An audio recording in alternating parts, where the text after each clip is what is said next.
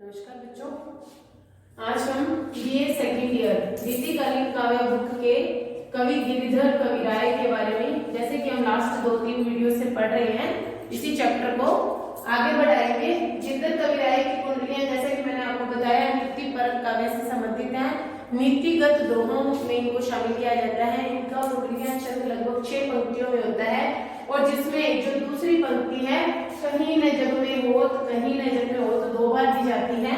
और इनकी जो प्रथम लाइन होती है वह ही इनकी अंतिम लाइन होती है लगभग।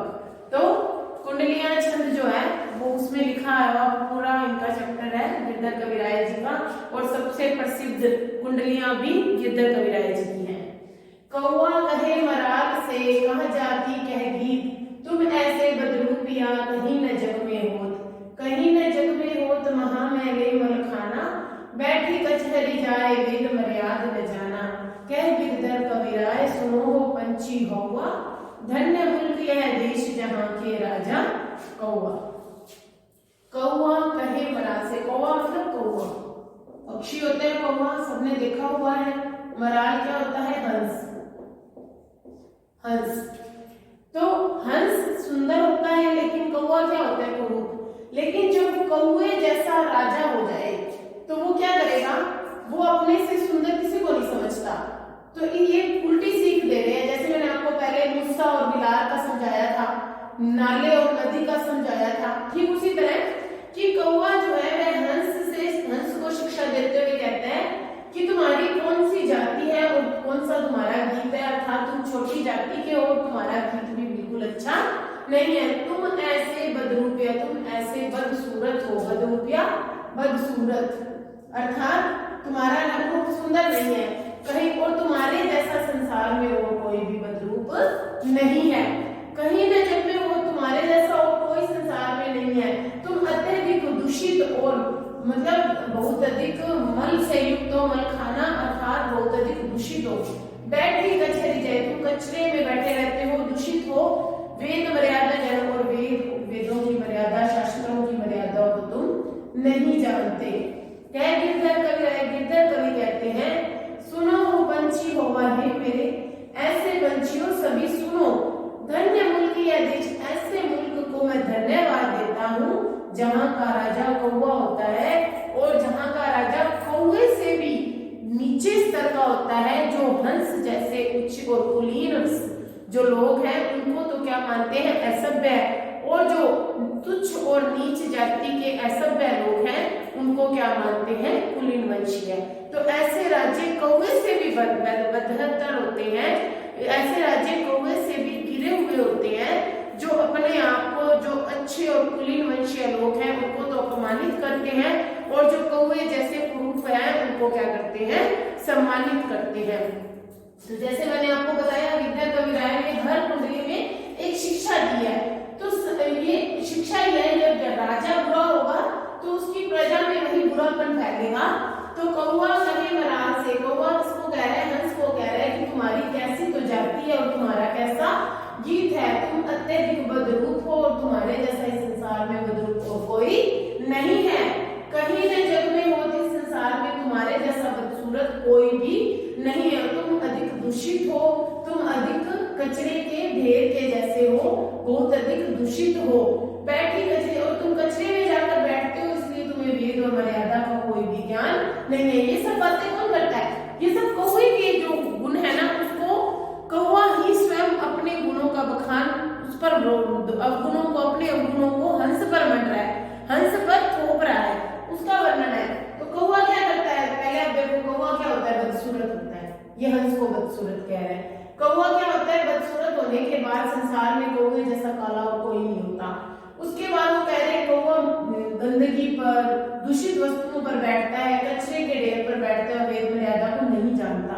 गिरधर कविराय कहते हैं, सुनो हो पंछी होवा है मेरे समस्त पंछियों, तुम ध्यान से सुनो कि उस देश को धन्यवाद देता हूँ जहाँ का राजा कौवे जैसा होता है। मतलब जो खुद के अवगुण हैं उनको किसी कुलीन वंशीय के आगे अपने अवगुणों को उस पर थोपना, इस पद्य का यही मीन्स है, यही आंसर है कि अपने अवगुणों को उस पर थोप देना। प्रीति कीजिए बड़े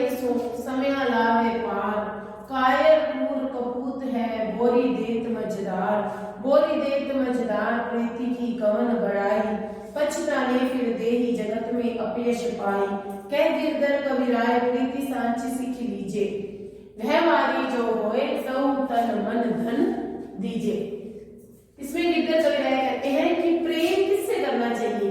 प्रेम बड़े व्यक्ति से करना चाहिए, यशस्वी व्यक्ति से करना चाहिए, जिसका समाज में यश हो उससे प्रेम करना चाहिए। क्योंकि समय आने पर जब हमारा बुरा समय आता है तो ऐसे जो उच्च और यशस्वी लोग हैं हमारी नैया को पार उतार देते हैं, हमारे बुरे समय को टलवा देते हैं। कायर क्रूर कपूत है, यदि हम कायर व्यक्ति से, निर्दयी व्यक्ति से या कुपुत्र से दोस्ती करते हैं या हम उनके साथ प्रेम करते हैं तो वे हमें बीच मझधार में ही डुबो देते हैं। ऐसे लोग जो बीच मझधार में डुबो देते हैं उनके साथ प्रेम करने में कोई बड़ाई नहीं है, कोई यश नहीं है। पछताने फिर बाद में पछताने से कुछ नहीं होता। और ऐसे लोगों से प्रेम करने पर, कायर क्रूर और कुपुत्र से प्रेम करने पर क्या होता है? जगत में, संसार में चारों तरफ तुम्हारा अपयश फैल जाता है। गिरधर कविराय कहते हैं कि प्रीति की यही सच्ची सीख है जिसे तुम अपना लो। ऐसे व्यक्ति को तुम अपना तन मन और धन अर्पण करो जो व्यवहारी हो, जो प्रेम व्यवहार को जानता हो, जो प्रेम व्यवहार को जानता हो उसी से तुम्हें अपना तन मन और धन देना चाहिए, उसी से प्रीत करनी चाहिए। फिर से देखिए, प्रीति कीजिए बड़े सो समय लावे पार, कि प्रेम हमेशा बड़े और यशस्वी व्यक्ति से करना चाहिए जो समय आने पर हमारी मुश्किलों से हमें पार उतार देते हैं। कायर, कायर मतलब वही दुष्ट, क्रूर, निर्दयी, कपूत, कुपुत्र, ऐसे व्यक्तियों से यदि हम दोस्ती करते हैं तो वे हमारे मुश्किलों में हमें बीच मझधार में ही छोड़ देते हैं। बीच मझधार में छोड़ देते हैं तो ऐसी प्रीति की कौन सी यशस्वी है, ऐसी प्रीति की कौन सी बड़ाई है? पछताने, उसके बाद हमें पछतावा होता है और संसार में हमें क्या मिलता है? बुराई मिलती है, अपयश मिलती है, निंदा मिलती है, निंदा हो जाती है ना संसार में। कह गिरधर कविराय कहते हैं कि प्रीति की, प्रेम की सच्ची सीख को अपनाओ और प्रेम व्यवहार उसी से करो जो व्यवहारी हो और जिससे उसी को अपना तन मन और धन अर्पण करना चाहिए, जो आगे आपके मुश्किल समय में आपके काम आएगा। नेक्स्ट पैराग्राफ देखेंगे।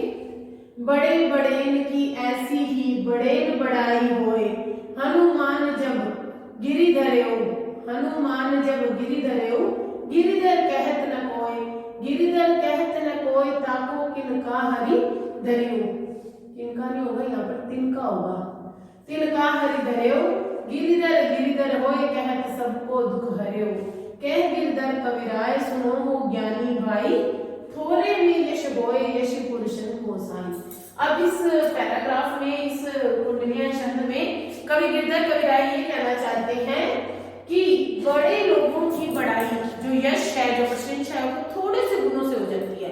यदि वो छोटा सा काम कर देते हैं तो उनकी बहुत बड़ी प्रशंसा हो जाती है, और इसके विपरीत जो छोटे लोग हैं वो बहुत बड़ा काम कर देते हैं तो भी उनकी इतनी प्रशंसा नहीं हो पाती।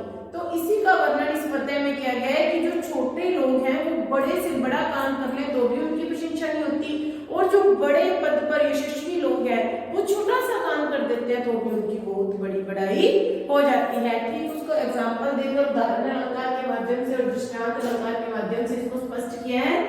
बड़े बड़ेन की ऐसी ही बड़ेन बड़ाई हो, कि बड़े लोगों के बड़प्पन की ऐसे ही थोड़े से काम करने पर ही प्रशंसा हो जाती है। बड़े लोगों की बड़प्पन की ऐसे ही थोड़ी से काम करने पर ही प्रशंसा हो जाती है। जी उसी प्रकार जैसे हनुमान ने जब पर्वत को धारण किया तो क्या हुआ? हनुमान ने जब पर्वत को धारण किया तो उन्हें गिरधर कहकर किसी ने भी नहीं पुकारा। हनुमान ने भी संजीवनी बूटी लाने के लिए संजीवनी पर्वत को उठा लिया था, लेकिन फिर भी उन्हें किसी ने गिरधर कहकर नहीं पुकारा। उन्होंने लक्ष्मण की जान बचाने के लिए, और हनुमान ने क्या उठा लिया था? पूरा पर्वत उठा लिया था, लेकिन फिर भी उन्हें किसी ने गिरधर कहकर नहीं पुकारा। गिरधर कहने बोलने किसी ने गिरधर नहीं कहा, और उनके पहाड़ के छोटे तिनके के बराबर जो पहाड़ उठाने पर कृष्ण को या विष्णु को जब उनके द्वारा उठाए गए, हनुमान के द्वारा उठाए गए पहाड़ के बराबर तिनके, छोटे छोटे से पहाड़ को उठाना, जब कृष्ण ने उठाया तो उन्हें गिरधर गिरधर कहा जाने लगा और उन्हें सबका दुख हरने वाला भी कहा जाने लगा, क्योंकि कृष्ण बड़े थे और हनुमान भक्त थे उनके।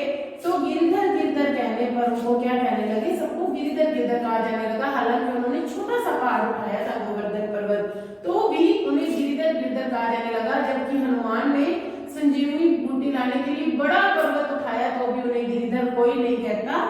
क्या गिरधर कवि, गिरधर कवि कहते हैं, हे ज्ञानी भाइयों सुनो, मेरी बात को ध्यान पूर्वक सुनो। थोड़े में यश होए, यश पुरुषन को साई।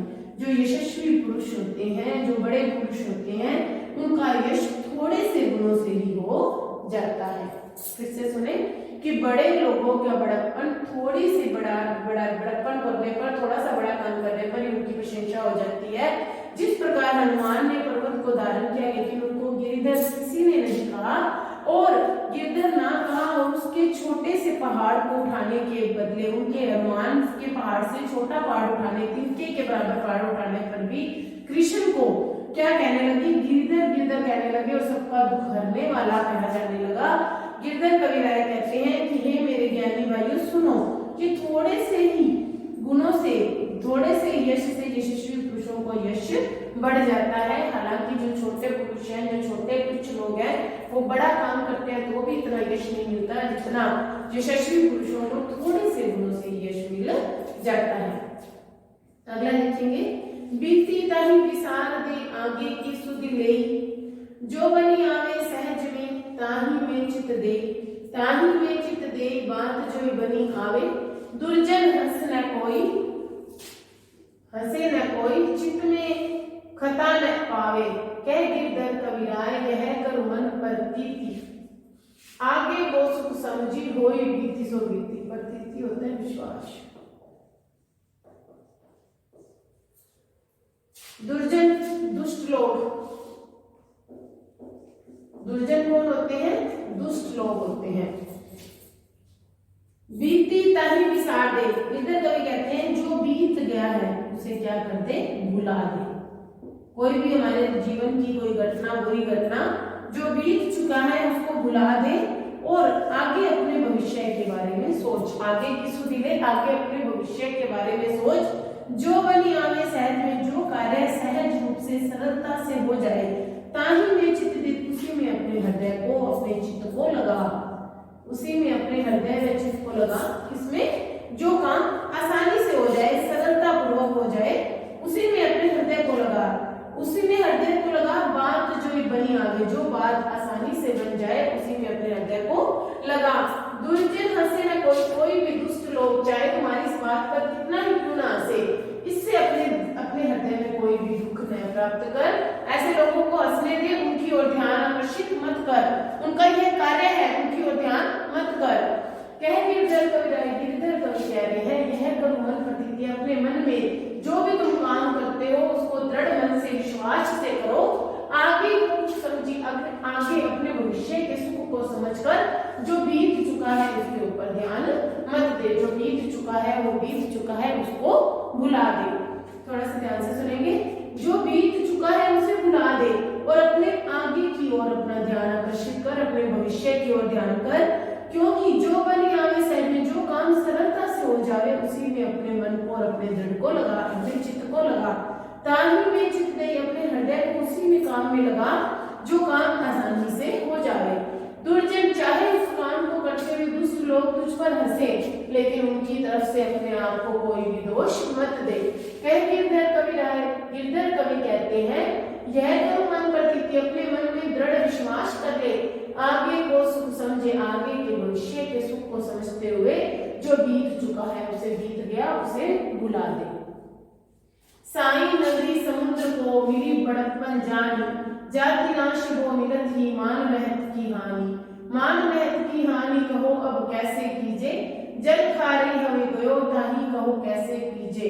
कह गिरधर कविराय कच्छ मच्छ सब चाई, बड़ी फजीहत होए तभी नदियन की साई। तो जो नदी है, इस पैराग्राफ में जो बताया गया है कि नदी जो है वो समुद्र के बड़प्पन को समझते हुए कि समुद्र बहुत बड़ा है, उसमें समाने चली जाती है, लेकिन वहां जाने पर नदी की बहुत दुर्गति होती है। उसका वर्णन किया गया है। साई नदी समुद्र को, कि हे विधाता, हे भगवान, नदी जो है समुद्र को अपना स्वामी समझकर, साई स्वामी, कि नदी जो है समुद्र को अपना स्वामी समझकर उसके बड़प्पन को समझते हुए उसमें मिल जाती है, उसमें समा जाती है। और जैसे ही वो उसमें समाती है उसकी जाति का नाश हो जाता है। जब नदी समुद्र में समाएगी तो नदी को कोई नदी नहीं कहेगा ना, नदी समुद्र ही बन जाएगी। नदी अपने स्वामी समझकर, किसको, समुद्र को, उसके अंदर जाकर समा जाती है। और समाने के बाद, समाते ही उसे अपनी जाति का नाश करना पड़ता है, उसकी जाति नाश हो जाती है, नदी नदी नहीं रह जाती, वो मतलब मिल जाती है। मान रहती वाले को उसके मान की भी हानि हो जाती है। आज से पहले नदी की पूजा होती थी, लेकिन उसका मान महत्व खत्म हो जाता है और वो समुद्र में मिल जाती है, तो उसके मान की हानि हो जाती है। मान और महत्व की हानि होती है। तो अब कैसे कीजिए, अब चाहे कुछ भी कर लीजिए, जल खाए, अब तक तो उसका जल बहुत मीठा होता है, समुद्र में मिलते ही उसका जल क्या हो जाता है, खारा हो जाता है, कड़वा हो जाता है। ताही कहो कैसे पीजिए, और वह किसी के पीने योग्य भी नहीं रहता।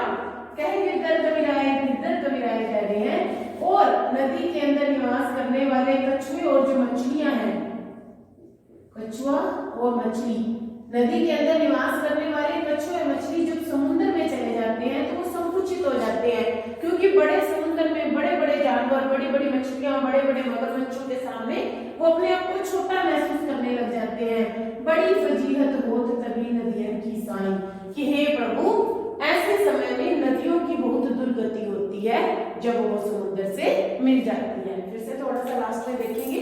साई नदी समुद्र को मिली बड़प्पन जानी, कि नदी समुद्र को अपना स्वामी समझकर अपने बड़प्पन से उसमें जाकर मिल जाती है। जैसे वो उसमें मिलती है, पहले तो उसकी जाति का नाश हो जाता है और उसका मान और महत्व की भी क्या हो जाती है, हानि हो जाती है। अब तक नदी की पूजा की जाती थी, समुद्र में जाते ही उसका मान और महत्व खत्म हो जाता है। कहो अब कैसे कीजिए, अब वो क्या कर सकती है, उसके पास कोई चारा नहीं है।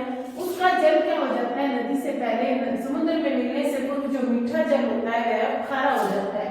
ताही कहो कैसे पीजिए, अब वो किसी के पीने योग्य भी नहीं रहता। गिरधर कविराय कहते हैं। और जो उसमें निवास करने वाले कछुए और मछलियां हैं वो भी अब समुद्र में मिलने के बाद संकुचित हो जाते हैं, संकीर्ण हो जाते हैं, क्योंकि समुद्र में बड़े बड़े जानवरों के सामने उन्हें अपने आप को छोटा महसूस करते हैं। इस प्रकार हे स्वामी, जब नदी समुद्र में मिलती है तो उसकी बहुत अधिक दुर्गति, फजीहत क्या होता है, उसकी बहुत अधिक दुर्गति होती है।